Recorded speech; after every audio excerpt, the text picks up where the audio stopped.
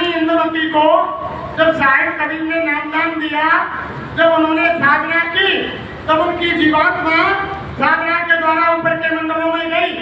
तब पहले मंडल पर यानी कबीर साहब राजे हुए थे, दूसरे तीसरे चौथे पांचवे पर जहाँ यानी सतपुरुष का सिंहासन था, उस पर साहिब कबीर बैठे थे। चरणों में जाकर के इंद्रवती रानी की आंखों गिर गई और उन्होंने कहा, हे दाता दयालु सतगुरु, तुमने मुझको संसार में क्यों नहीं बताया कि संसार में भी आप जाते हो और सत्यलोक में भी आप। तब कबीर ने कहा, अरे बच्ची, अगर मैं तुमको ये कहता कि यहाँ भी मैं हूँ और वहाँ भी मैं हूँ, तो तुम मुझ पर विश्वास नहीं करते। जब तुमने मुझे तुम्हारी अंदर की तीसरी आंख से यह देख लिया है, साधना पूरी कर ली है, जब तुम विश्वास कर रही। अरे प्रेमियों, ये विश्वास तो तब होगा जब तुम्हारी अंदर की तीसरी आंख खुलेगी। भगवान का दीदार दर्शन बाहर की आंखों से नहीं होता है। ये बाहर की आंख तो सूरज की रोशनी, बाजार की बिल्डिंग की चमक को सहन नहीं कर पाती है। अगर बाजार में जाकर के तुमने बिल्डिंग की चमक को 10-5 मिनट देख लिया तो रात को आंखें यानी सूझ जाएंगी, दर्द होगा, दिखाई नहीं देगा। तो वो भगवान तो ऐसा है जब बिल्डिंग की चमक और एक सूरज की रोशनी को ये सहन नहीं कर सकती, तो वो परमात्मा कैसा है। रात दिन हम आरती में जाते हैं कि कोटन सूरज चांद सितारे, रोम रोम में करे उजारे, सत्य पुरुष करता तुमको लाखों लाखों प्रणाम। अरे प्रेमियों, उस मालिक के एक एक रोम में, एक एक बाल में अरबों खरबों सूरज चंद्रमा तारों का प्रकाश है। वो ऐसा मालिक है, कोई आंखों से दिखाई नहीं देगा। वो तो अंदर की जब तीसरी आंख खुलेगी, महात्माओं से दया लेकर के, इनसे युक्ति लेकर के, तो भगवान का, देवी का, दुर्गा का, भैरव का, हनुमान का, राम का, कृष्ण का, विष्णु का, ब्रह्मा का, शंकर का, तब अंतर में दर्शन होगा। प्रेमियों, कि बाहर की आंखों से दीदार दर्शन होने वाला। अरे प्रेमियों, ऐसे सेवा के भाव बनाओ जब वो मालिक खुश हो जाता है कि गुरु राजी तो करता राजी और काल कर्म की चलना राजी। जब तुमने महात्माओं को राजी कर लिया, जब तुम पर वो खुश हो गए, तो तुमको सारी दौलत, सारी अमानत आपको भेंट कर देंगे। कैसे देख लो, कोई बुजुर्ग के 4 बेटे हैं और उनके पास माल है, धन है, सोना चांदी है, रुपया पैसा है। रोज उनकी संतान, उनकी औलाद यानी बाप को तंग कर रही है, गाली गलौज कर रही है और यानी समय से भोजन पानी नहीं दे रही है। क्या वो बाप उनको धन को बता देगा? तो धन को बता देगा? कदापि नहीं बताएगा। मरते दम तक धन को, माल को नहीं बताएगा कि ये औलाद बर्बाद कर देगी धन को और मुझको खाना और कपड़ा नहीं देगी। लेकिन जो औलाद सपूत होती है, जब तुम तुम्हारे बाप को खुश कर लोगे तो वो अपना आंचल खोल देगा और यानी प्यारे बेटे को, आज्ञाकारी पुत्र को बता देगा कि बेटा ये धनवान, ये सोना चांदी, ये रुपया पैसा, अब मैं क्या करूँगा, तू इसको ले। तब देगा प्रेमियों, ऐसे नहीं देगा। वो प्यार से देगा। जब तुम उनसे प्रेम करेंगे, प्यार करेंगे, उनके आदेश का पालन करेंगे, तब वो अपनी उंगली खोलेगा, तब आप माला माल हो गया। ऐसे तो देखो प्रेमियों, मुसलमानों में एक रबिया नाम की भगत हुई। एक रबिया नाम की भगत हुई मुसलमानों में। समय है वो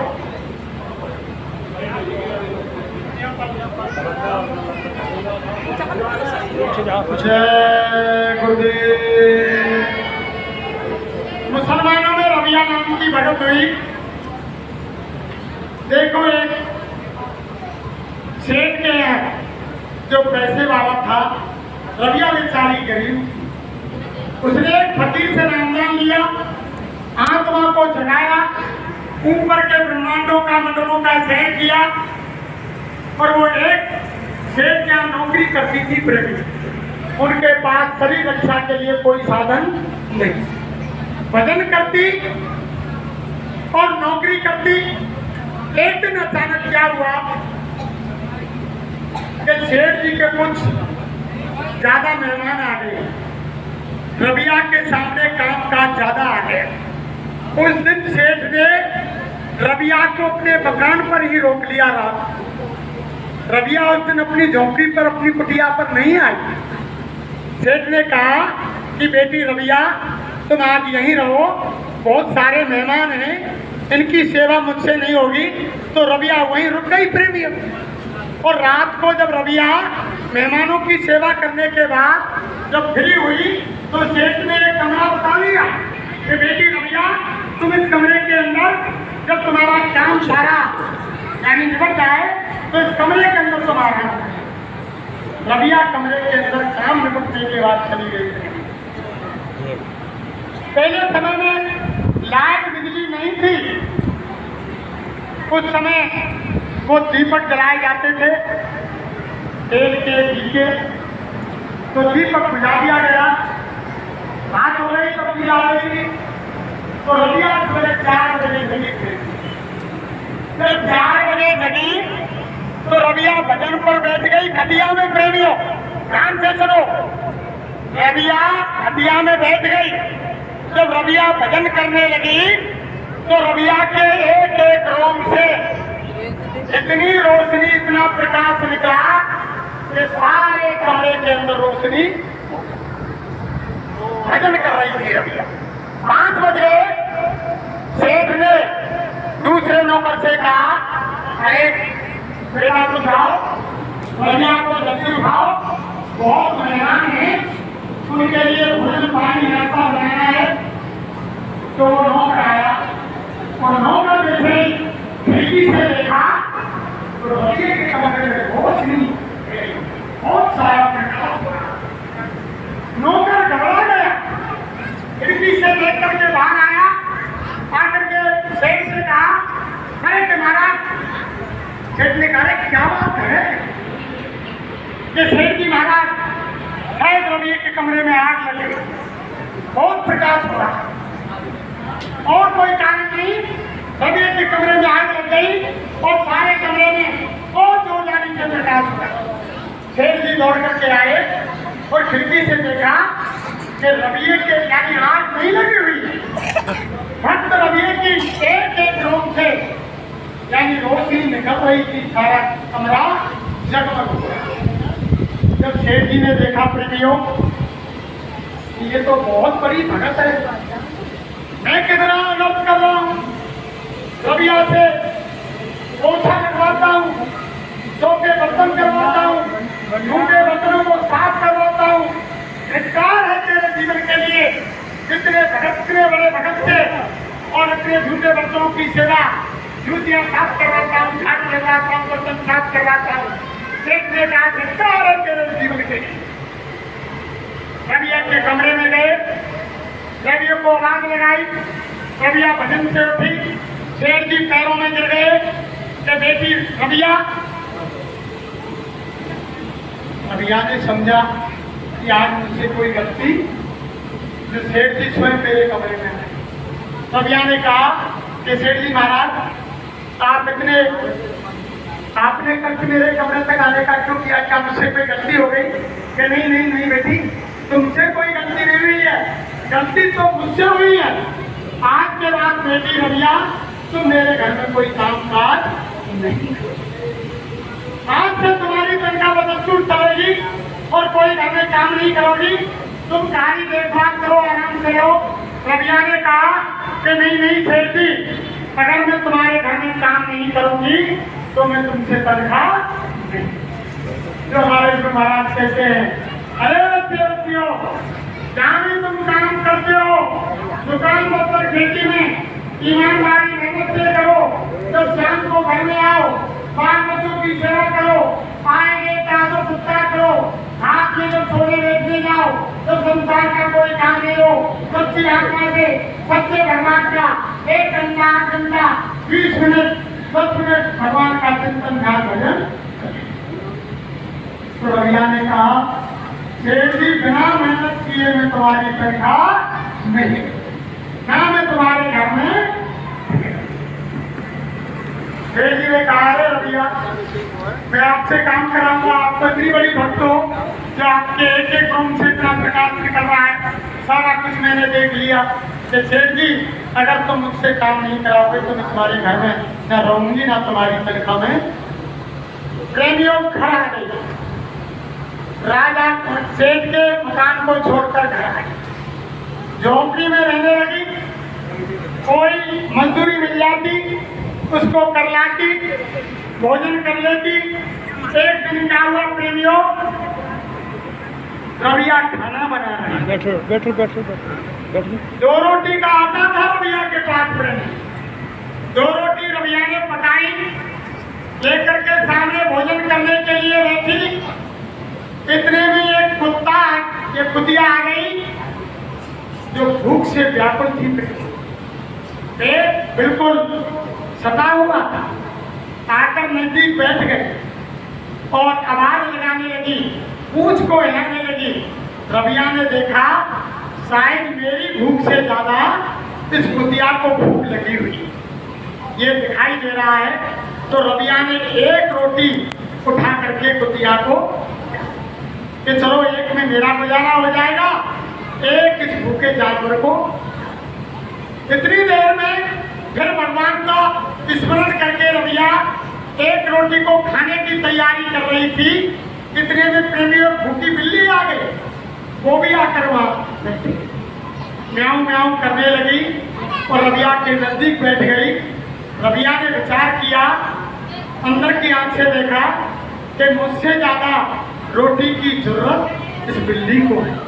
मैं तो रह सकती हूँ बिना खाना खाए, मैंने शाम को ही खाया है, लेकिन ये कई दिन की भूखी है। तो दूसरी रोटी भी रबिया ने बिल्ली को डाल दी। जब बिल्ली को डाल दी प्रेमियों, तब क्या हुआ, रबिया पानी पी करके रह गई और अपनी झोपड़ी में अंदर चली गई।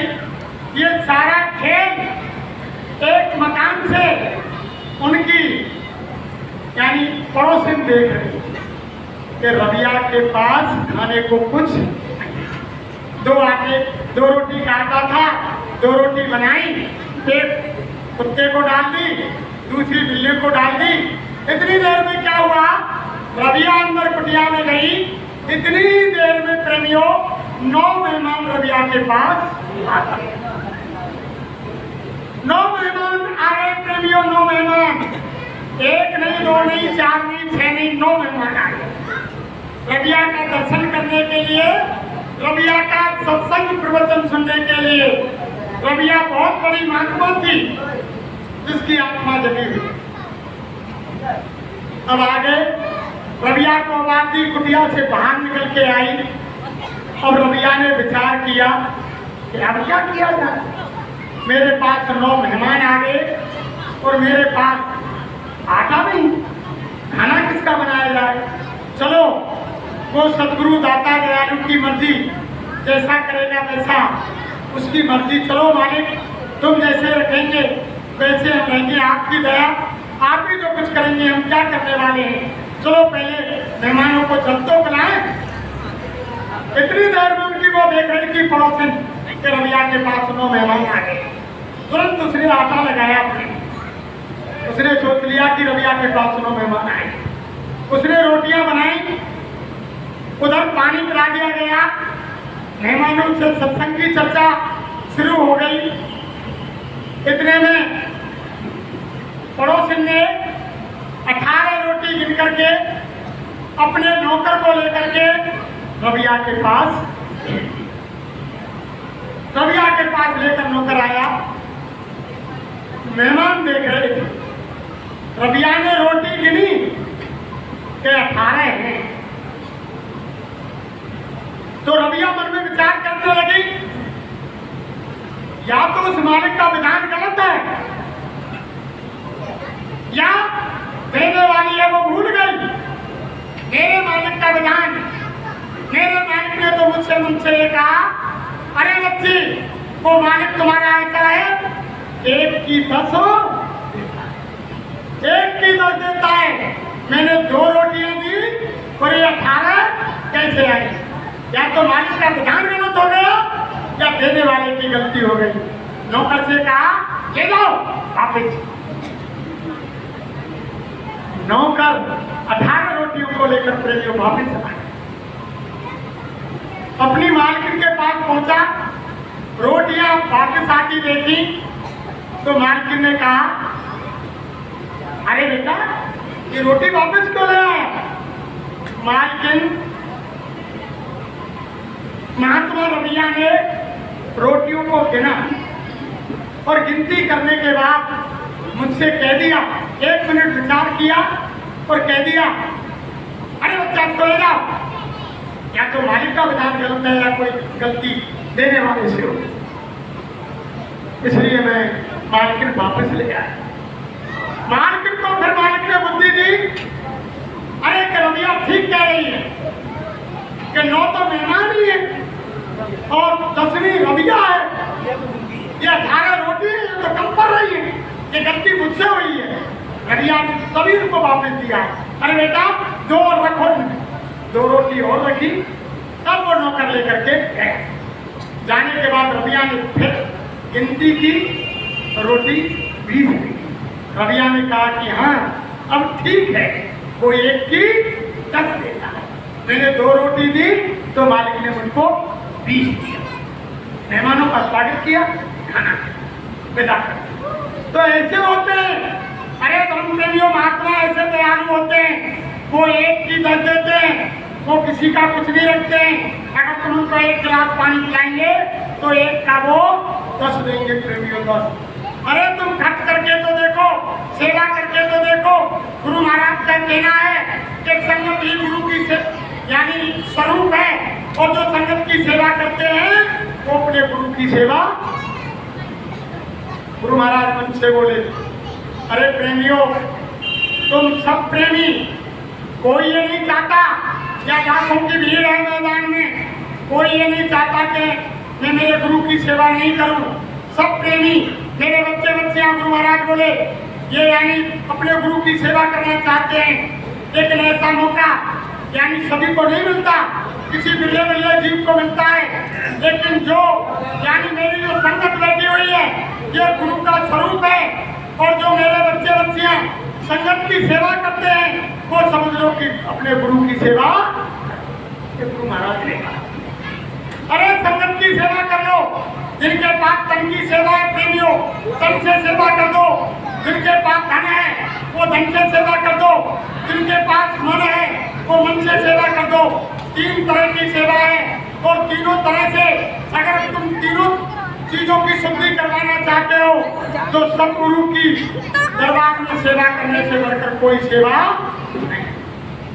इनके दरबार में अगर आपने तन की सेवा कर दी तो आपका तन शुद्ध हो गया, धन की सेवा कर दी तो धन शुद्ध हो गया, और तुमने मन की सेवा कर दी तो आपका मन शुद्ध हो गया।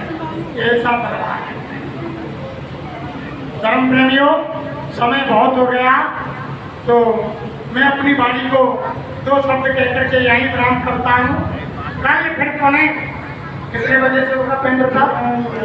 3 बज गए, 3 के 12 से 10 से हमारी माता बहन देवियाँ आ जाएंगी, निकल आएंगी बहनों, माता 10 बजे आ जाएंगी। अगर समय लगे तो और आगे बढ़ाएं सत्संग को, आ जाएंगी 10 बजे। चलो कल 10 बजे से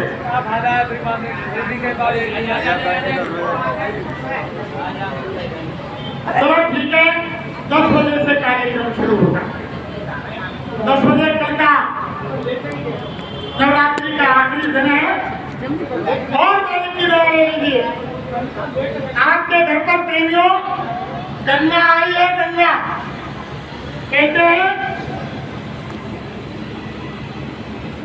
कि तीर्थ की एक फल और संत मिलन फल 4, सतगुरु मिले अनंत फल, कहते कबीर विचार। और सत तीरथ गुरु चरण पर भी परत अखंड, ऐसो धाम न और है अंड पिंड ब्रह्मंड। यानी महापुरुषों के चरणों में प्रेमियों असत तीर्थ होते, सारी गंगा जमुना सरस्वती, राम सागर, गंगा सागर, सारे तीर्थ इस समय तुम्हारे कुर्रात चित्तरपुर गांव में आए हुए हैं। और प्रेमियों, अगर अब भी तुम यानी स्नान करने से रह जाए तो फिर आपके समान कोई अभागा जीव ले लो। कल की गंगा हो रही है प्रेमियों, महापुरुषों के वचनों में, उनकी गंगा में सराबोर हो जाओ। अपना ये मनुष्य शरीर बेकार जा रहा है, सांसों की पूंजी निंद्राज घटती जा रही है। अपना काम बना लो, अपना काम कर लो। अगर अपना काम नहीं किया और मनुष्य शरीर चला गया तो फिर ये दोबारा शरीर तुमको मिलने वाला।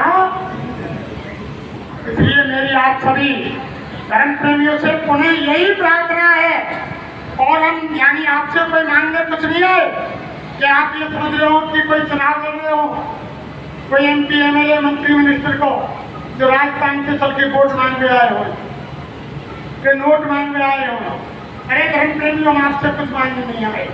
हम तो हमारे गुरु का जो संदेश है उसको सुनाने के लिए आए हैं। जो इनका आदेश है, संदेश है, तो प्रेमियों के संदेश को सुन लो और आज से आप संकल्प लो कि हम भजन करेंगे। मैं आपके चरणों में हमारे बुजुर्ग दादा, नौजवान भाई, नन्हे मुन्ने बच्चे बच्ची, माता बहन देवियों के चरणों में अपना मस्तक रख करके पुनः विनती प्रार्थना करता हूँ कि आप बाबा गुरुदेव जी महाराज के वचनों पर ध्यान दें और आज से ही आप भजन करें और भजन में नागा नहीं। संकल्प है, ये मनुष्य शरीर बेकार जा रहा है। जितना कर सके 5 मिनट, 10 मिनट, 20 मिनट, 1 घंटा, जब धीरे धीरे आदत बन जाएगी तो आपका समय भी बढ़ता जाएगा। देखो, हम कोई संत नहीं, महात्मा नहीं, हम कोई ज्ञानी नहीं, विज्ञानी नहीं, हम कोई विद्वान नहीं, हम कोई वक्ता नहीं, हम तो आप जैसे जमींदार के बच्चे हैं। मात्र मेरे पास 1 बीघा जमीन है और एक छोटा सा लकड़ी का कारखाना है। उसमें मैं यानी कभी कभी तो 20 दिन बाहर रहता हूँ, 10 दिन वहाँ काम करता हूँ। नहीं, कभी कभी यानी 10 दिन बाहर, 20 दिन वहाँ, और कभी कभी तो 1 महीना भी बाहर निकल जाता है। लेकिन इनकी दया से आज घर परिवार में बहुत से आगे वाले भाई बहनों ने देखा है कि मालिक की ऐसी दया है, कोई यानी लड़ाई झगड़ा नहीं। पूरा परिवार, मैं कहीं भी निकल जाऊँ, कितना भी खर्चा करूँ, किसी कार्यक्रम में जाऊँ, कोई ये कहने वाला नहीं है कि तुम 10 दिन को क्यों जा रहे। इतना मेरे परिवार है, हमारी 2 बहू है, यानी बच्चों 2 बहू, इतनी यानी वो नामदानी नहीं है। वो भजन करते हैं रोज सत्संग, हर 17 तारीख की महीनों का सत्संग होता है कटौती में, छोटा सा आश्रम बना हुआ है। और हर साल में 17 फरवरी को एक बड़ा कार्यक्रम होता है। 17 फरवरी को हमने हमारे बच्चों की शादी की, यानी सुबह सत्संग हुआ, शाम को 4 बजे बारात जब गई, जब हमारे सब प्रेमी आ गए और जब सबने सत्संग सुना गुरु महाराज का, कुछ हमारे परिवार में कहने लगे, अरे कि भैया तेने कहा ठाकुर ने रोक दी है, हमारे कोई ब्याह की कोई चीज है भूल गए तो हम करा दो हो, या सत्संग सुनेगा कि ब्याह के सामान सुनेगा। फिर कुछ नहीं, पहले मालिक का संदेश और बाद में बच्चों की। पहले गुरु का संदेश 4 बजे से हुआ और शाम के 4 बजे बारात रवाना। उसी दिन से हर 17 तारीख को महीना सत्संग होता है, फरवरी में बड़ा कार्यक्रम होता है। कुछ नहीं, इनकी दया। और आप देखेंगे वो गुरु महाराज की दया से जब इनके पास हर तरह से कुर्बान है, तन मन धन से इनके ऊपर, तो वो हमारे ऊपर इतनी दया कर रहे हैं कि पूरा परिवार में